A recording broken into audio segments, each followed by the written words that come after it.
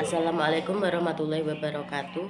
Perkenalkan, nama saya Siti Rahmadani. Di sini saya akan menjelaskan tentang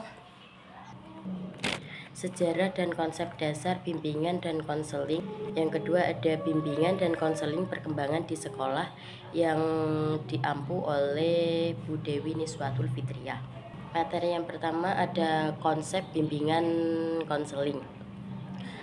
Secara dasar, konsep bimbingan dan konseling memberikan layanan bantuan untuk siswa secara individu maupun kelompok.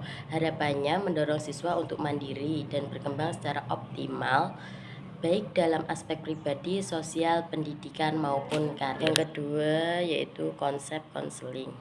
Konsep konseling secara bahasa Indonesia berarti proses interaksi konseling merupakan bagian dari bimbingan baik secara layanan maupun sebagai teknik. Yang ketiga atau poin C ada hubungan bimbingan dan konseling. Menurut Helen, bimbingan dan konseling adalah suatu kegiatan yang integral. Konseling merupakan salah satu teknik dalam pelayanan, sedangkan bimbingan lebih luas, dan konseling merupakan alat yang paling penting dari usaha pelayanan bimbingan antar bimbingan.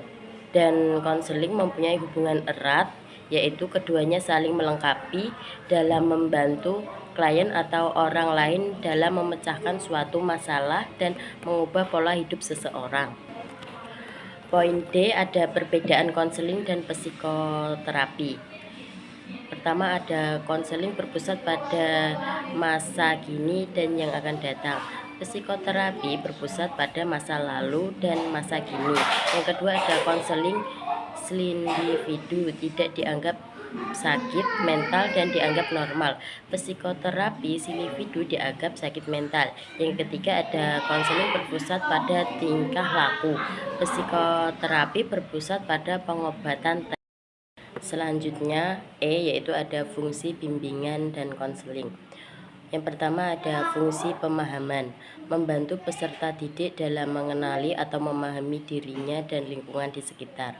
Yang kedua ada fungsi pencegahan, membantu peserta didik dalam memberikan bekal kepada peserta didik dengan keterampilan untuk mencegah potensi masalah yang dapat menghambat perkembangan diri. Yang ketiga ada fungsi pengatasan, menyediakan bantuan bagi peserta didik dalam menguasai berbagai tantangan dan permasalahan yang dihadapi. Yang keempat ada fungsi pemeliharaan atau pengembangan, mendukung peserta didik dalam memelihara pengembangan potensi dan lingkungan yang baik. Yang kelima ada fungsi advokasi, memberi dukungan kepada peserta didik dalam perjuangan mereka untuk hak dan kepentingan yang mungkin tidak terlihat. Poin F yaitu ada landasan bimbingan konseling. Landasan filosofis merupakan landasan yang terkait erat dengan makna dan hakikat bimbingan konseling, yaitu bertumpu pada hakikat manusia dan tujuan serta tugas kehidupan.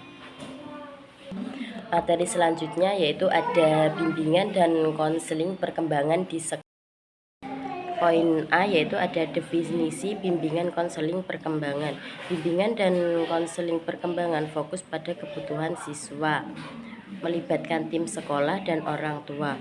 Guru pembimbing bertujuan untuk mencapai perkembangan, memfasilitasi tugas perkembangan dan meningkatkan kompetensi. Poin B yaitu ada tujuan bimbingan konseling perkembangan. Pertama yaitu adanya penerimaan diri. Yang kedua ada memiliki pemahaman tentang diri. Yang ketiga ada merencanakan kegiatan penyelesaian studi. Yang keempat ada membantu mengembangkan seluruh potensi. Yang kelima ada penyesuaian diri dengan lingkungan berpendidikan masyarakat dan lingkungan kerja. Yang keenam ada mengatasi hambatan dan kesulitan yang dihadapi siswa dalam studi. Poin C yaitu ada karakteristik bimbingan konseling di sekolah. Bimbingan konseling di sekolah berkembang menjadi perkembangan edukatif. Pengembangan edukatif yaitu maksudnya adalah proses bantu untuk individu agar dapat mengembangkan dirinya sendiri dan memikul tanggung jawab. Tujuannya membantu individu memahami dirinya dan bertindak sesuai dengan lingkungan. Yang selanjutnya poin D yaitu fungsi dan peran guru sebagai pembimbing. Yang pertama ada membantu peserta didik memahami diri dan lingkungannya. Yang kedua ada memfasilitasi perkembangan kepribadian peserta didik. Yang ketiga ada membantu menentukan minat, bakat, dan potensi.